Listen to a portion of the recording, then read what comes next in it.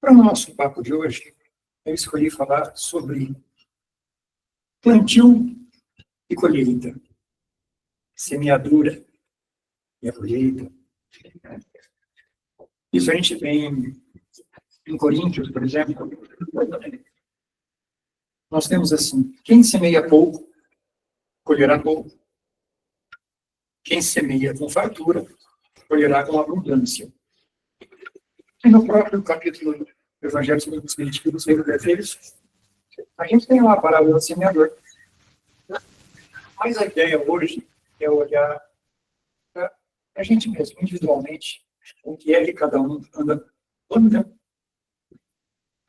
Porque, segundo o dicionário, nós temos livre-arbítrio, ou seja, a gente tem a capacidade, né, a opção de poder decidir, escolher, de acordo com a nossa vontade.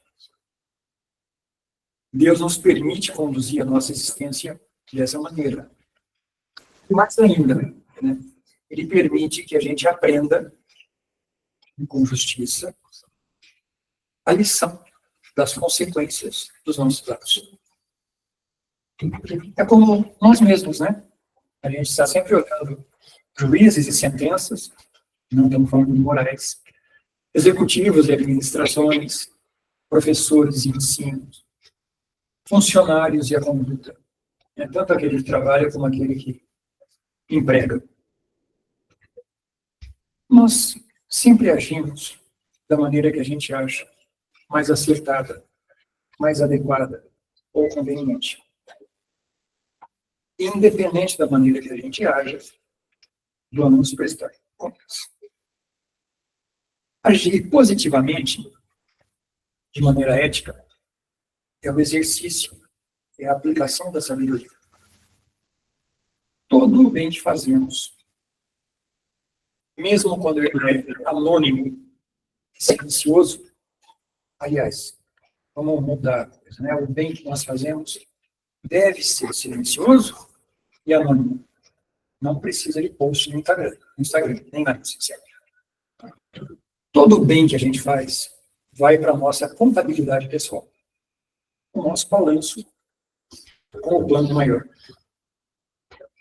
E quando as dificuldades surgem, as contas, né, que 2/3 temos em comum,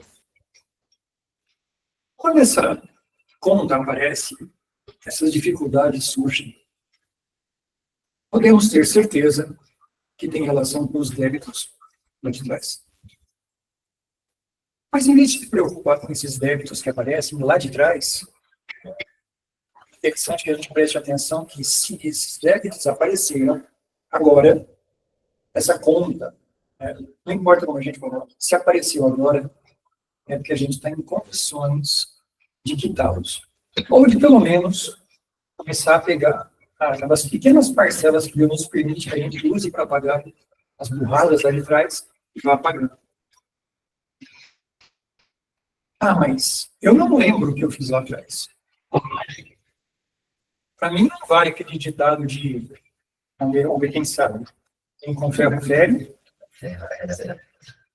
machuca o outro pra caramba, né?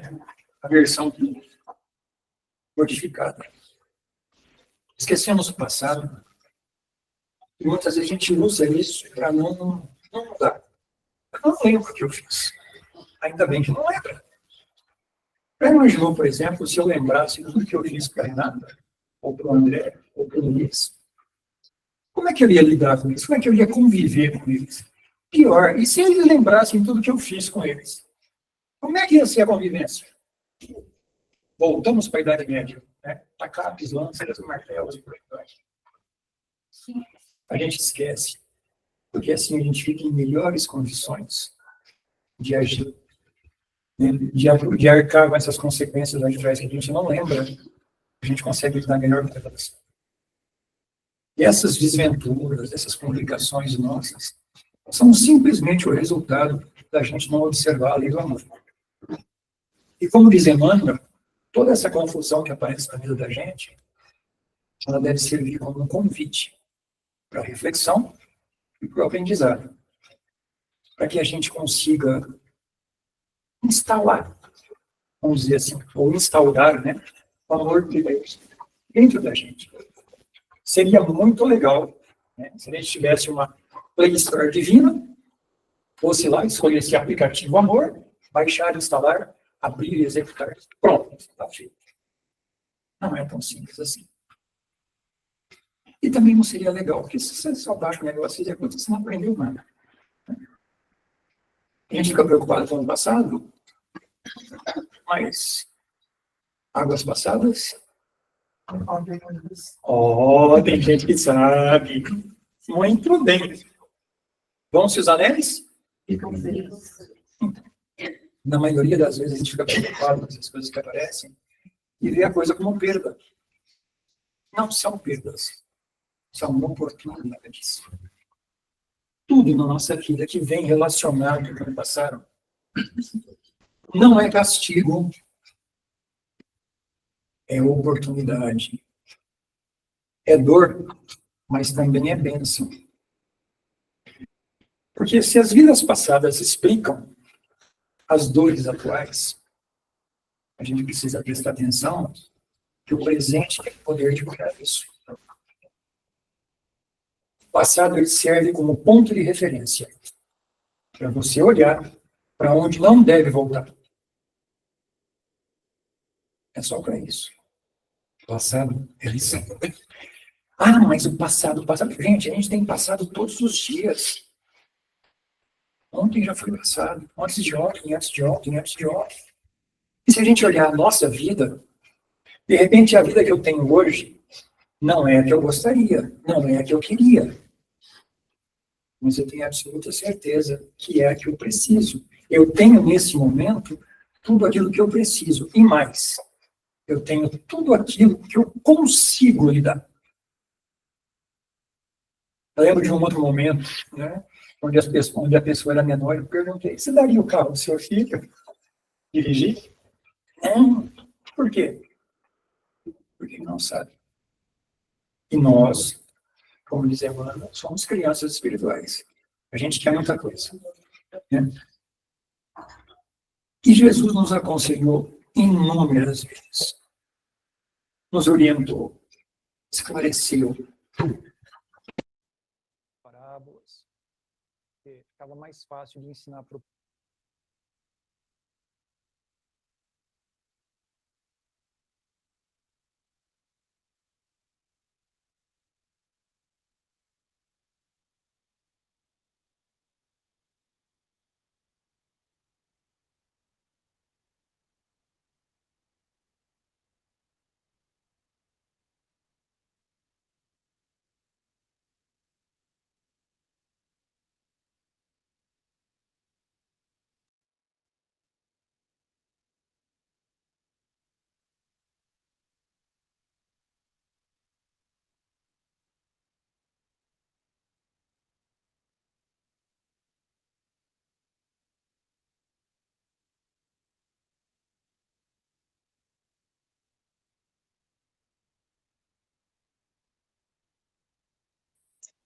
Está sem som.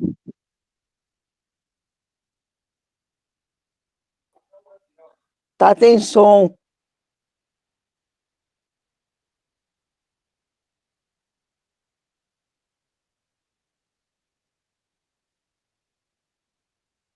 responsabilidade junto. O conhecimento e a responsabilidade eles estão intrinsecamente ligados.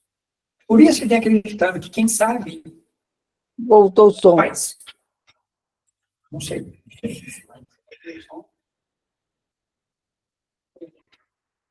Quem semeia pouco, colhe pouco. Quem semeia bastante, colhe bastante. A evidência é clara. Embora a gente tenha, muitas vezes, negar essa realidade que é clara e cristã. A maioria de nós quer paz.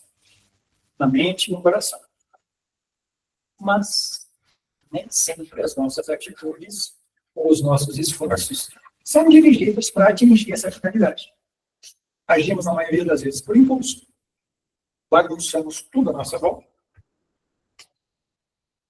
Intolerância, falta de compreensão, falta de empatia. De vez em quando até agressivos. Às vezes, vamos pegar um exemplo aí. Tá lá, de repente a pessoa vem falar com você, e ela não é muito educada, é muito polida, é de uma certa maneira agressiva, fala alto, acusa, questiona, cobra. E a gente, eu falo a gente porque eu me incluo nesse rol de pessoas. Em vez de mudar o tom, né, mudar o padrão vibracional, levar a coisa para uma conversa cordial, urbana, de crescimento. A gente faz o quê? Entra no mesmo embalo. Falar alto também. Ah, você vai gritar? Eu grito mais alto. Ah, você vai me xingar? Eu xingo também. Ou seja, eu digo que eu desejo uma coisa, mas o meu esforço, a minha atitude, me leva para um campo oposto. E a atitude é a chave. Lembram do cego no tanque? Quando Jesus está passando? Jesus, filho de Davi, tem de piedade de mim. O pessoal fala, não trabalha. Ele grita mais alto. Jesus, filho de Davi, tem de piedade de mim. Atitude. O outro subiu na árvore, que era baixinho. Atitude. Buscar aquilo que a gente quis desejar.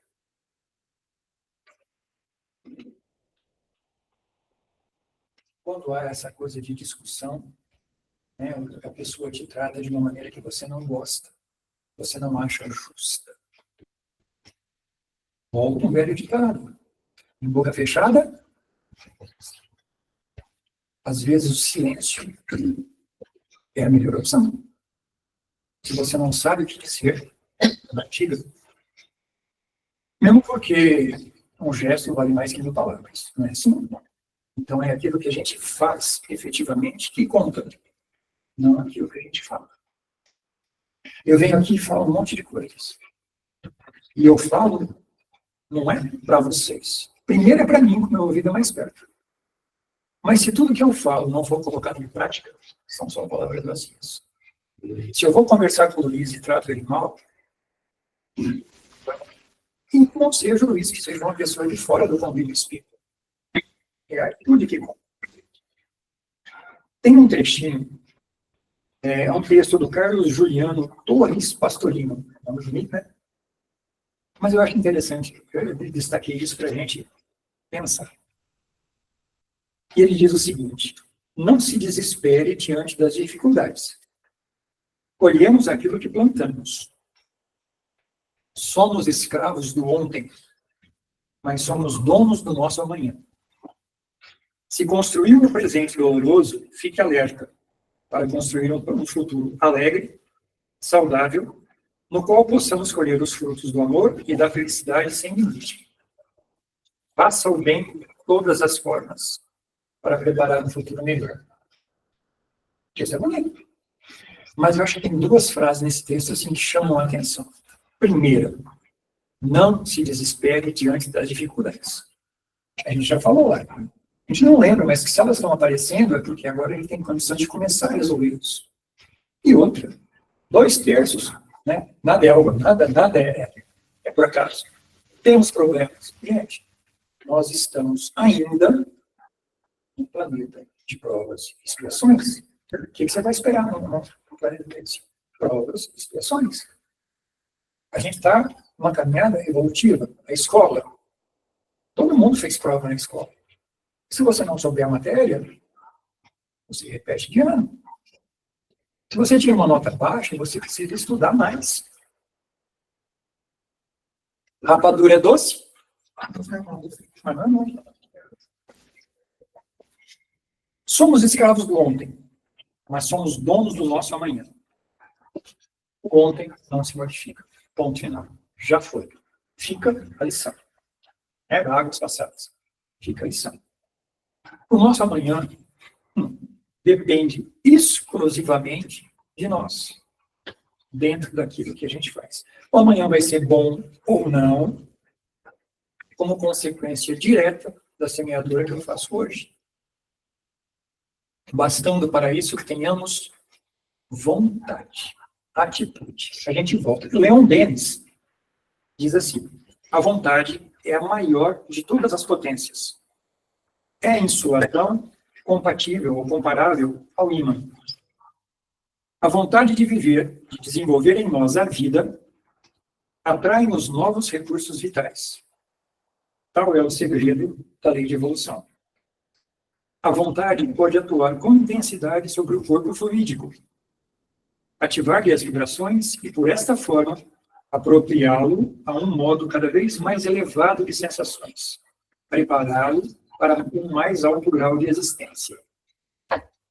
O princípio de evolução não está na matéria, está na vontade, cuja ação tanto se estende à ordem invisível das coisas, como à ordem visível e material. Esta é simplesmente a consequência daquela. O princípio superior, o modo de existência, é a vontade, o motor da existência. A vontade divina é o motor supremo da vida universal. Complicado? Um pouquinho, né? Bom, diz sobre evolução, sobre vontade, sobre atitude. Ah, mas vou pegar gente que estudou mais cedo, assim, mais nova. E Darwin, e a lei da evolução, a girafa com o pescoço comprido, é material. Não. Darwin não falava que o pescoço de girafa foi esticando porque ela precisava comer as folhas mais altas, que não tinha embaixo. Se não tinha embaixo, ela tinha o quê? Vontade de comer as de cima. Vontade. É a piadinha? É a piadinha. Mas é o que conta. A gente não vai modificar a nossa caminhada, a nossa evolução, se a gente não tiver vontade. Cair do céu. Né? Ouvir essa expressão. Nada cai do céu. Exceto a chuva e qualquer coisa passando. De graça, nada cai do céu. Deus nos oferece as oportunidades diariamente, Ele nos dá as condições diariamente para que a gente consiga. Agora, de graça, dado, nunca funcionou. Aqueles que são pais, normalmente ensinavam os filhos a conseguir, davam oportunidades. E aqueles que, de repente, não ensinaram, simplesmente deram por dar, atingiram o objetivo, os filhos atingiram o objetivo? Não. Se Deus é sábio, por que Ele iria nos dar as coisas que a gente quer? Simplesmente porque queremos. Sem que façamos nada para merecer isso. E merecer no sentido de mostrar para Ele que nós estamos prontos. Não é merecer porque eu sou bonito e tenho olhos verdes. Né? Não tem. A gente consegue as coisas a partir do momento que a gente se mostra pronto para receber as mensagens. É como uma autoescola. A gente aprende o básico aqui. Aqui é uma autoescola. A gente aprende aqui o básico, dirigir um pouquinho, trocar as primeiras marchas e acabou. É exercitando isso que a gente aprende aqui lá fora, é que a gente se torna melhor. Se a gente tem vontade, a gente consegue. Se nós queremos, a gente podemos. Aquele querer é poder, é meio complicado. Eu posso tudo aquilo que eu me propuser a fazer dentro das condições que eu tenho. Certo? Querer é poder é nesse sentido. Não é simplesmente querer por querer.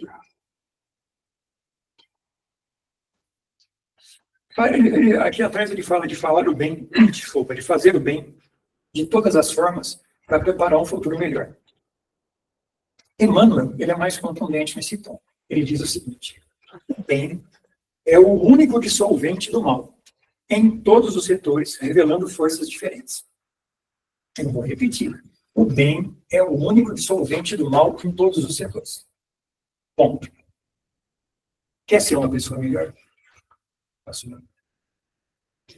Quer evoluir? Faça o bem. Detalhe. Não é aquele bem gigantesco, como se eu tivesse a obrigação de ser um Chico Xavier, uma Madre Teresa, sei lá o que. Não, são pequenas coisas. Aquelas pequenas coisas que a gente faz de coração livre, limpo, sem esperar que o outro devolva. Essa corrente do bem, ela funciona, mas não por obrigação. Não é porque eu faço o bem possível. Porque amanhã, automaticamente, você vai fazer o bem para mim. De repente, outra pessoa fará. Mas ele não vai fazer porque eu fiz para você. Ele vai fazer porque eu fiz. Porque eu dei sequência nessa corrente. Porque eu fiz a minha parte. Eu fui um elo nessa corrente para poder esticar e puxar o meu irmão. Porque o que eu faço pelo meu irmão, você reverte para mim. e reverte para mim não como prêmio, como consequência. Não do jeito que eu quero, do jeito que eu preciso.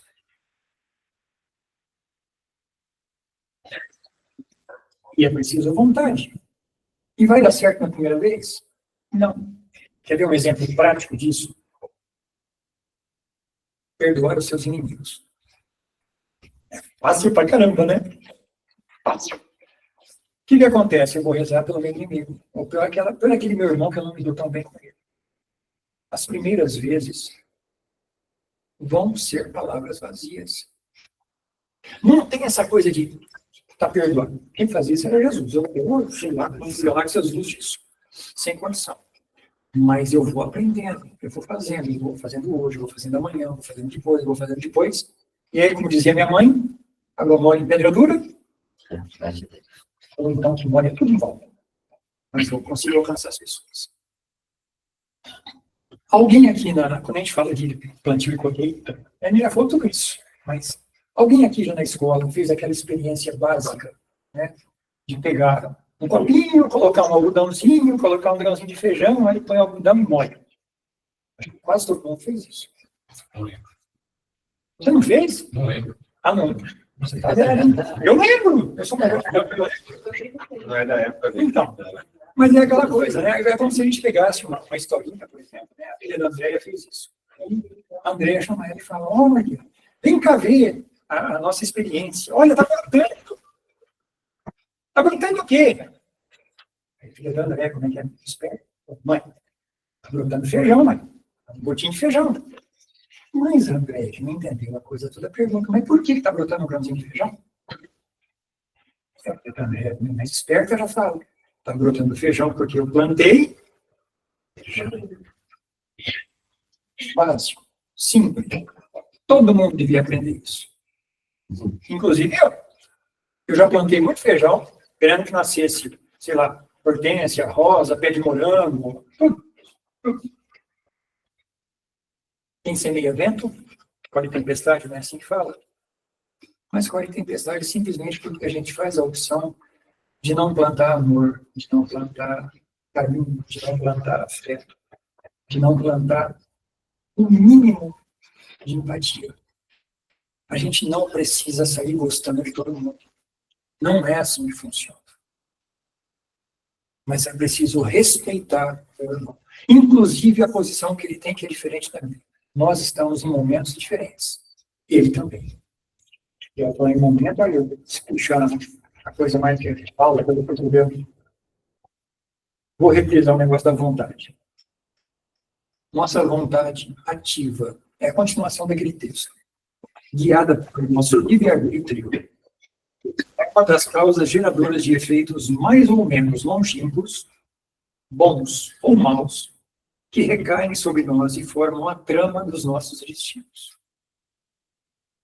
Tudo que semeamos, haveremos de colher nessa ou numa próxima. Então, não há, portanto, como a gente dizer que a gente desconhece as nossas obrigações e tentar se esquivar das responsabilidades que resultam dos nossos atos. O dia seguinte será sempre o produto da véspera. Se eu tomar um porre hoje, o meu destino amanhã vai ser uma ressaca, no mínimo. Se eu tomei ontem, hoje. Assim como se eu fizer a opção de não beber hoje, eu tenho a grande possibilidade de não ter como problema amanhã uma ressaca. Eu posso ter outros, mas esse eu posso evitar. E talvez a chave seja essa. No capítulo de Romano, quem fala, todo dia a gente chegar de noite e fazer uma pincelada no que fez durante o dia, no que fez de bom, no que fez de não tão bom, e onde pode melhorar. E isso acontece, ó, pedacinho. É devagarzinho que a gente vai mudando. Não estamos escravizados a um destino muito flexível. Pelo contrário, como ele diz lá atrás, somos autores e senhores do nosso futuro. E Jesus continua nos inspirando hoje, amanhã e todos os dias para que a gente consiga fazer do nosso futuro um futuro melhor. E do nosso irmão, por tabela, um futuro melhor também. E, por tabela, um mundo melhor, já que somos todos filhos do mesmo Pai. Que Jesus nos abençoe.